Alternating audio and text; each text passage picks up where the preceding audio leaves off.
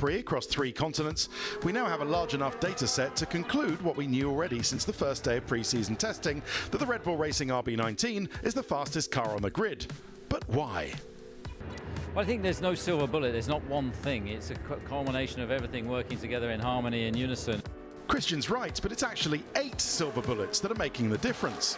Silver bullet number 1, a car is nothing without an engine, and the Honda power unit is probably the best on the grid. Powerful, efficient and reliable. 2, the car is well engineered at the track. It's rare for this crack unit of engineers to mess up the setup. 3, unlike last year's RB18, the RB19 is a lightweight chassis, and the lighter your car is, the faster you'll go. And 4, RB19 was born slippery. Unlike the Aston Martin or the Mercedes, for example, the Red Bull's aerodynamic design has very low underlying drag.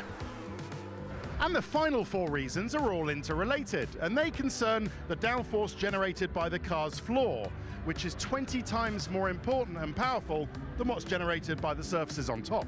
Silver bullet number 5, running the floor flat and low to the track gives the car immense usable downforce across the speed range. This leads directly to 6, the car keeps its tyres in great shape. 7, it has a very powerful drag reduction system, an advantage of 0.2 of a second per lap over others using their DRS.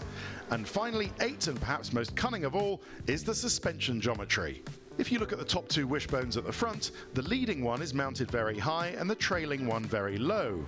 So when the car naturally tries to dive under braking because the weight is thrown forwards, the suspension resists it and keeps the car more level than would be the case with a conventional suspension geometry. Same at the back, where the suspension resists the car squatting down on acceleration.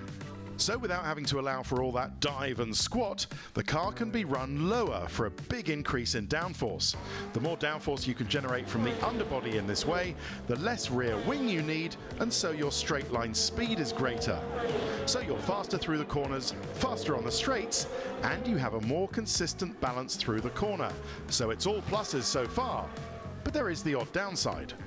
That resistance to front dive makes it harder for Verstappen and Perez holding the steering wheel to feel the load across this front axle under braking, and that leads to locked front brakes.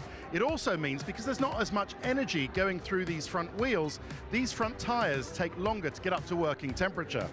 The very thing that makes the Red Bull so quick in the race makes it struggle in qualifying. And as Max Verstappen says, the fact the car comes alive 4 laps into the Grand Prix kind of reminds him of a family estate car.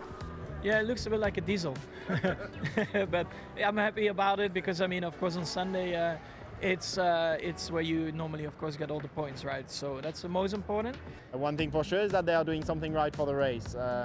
And they can push on those tires without ever degrading them or overheating them. I think they are definitely doing something different compared to all the other teams.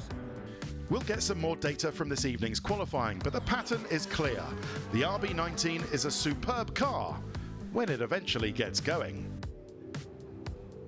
And a big thanks to Mark Hughes, our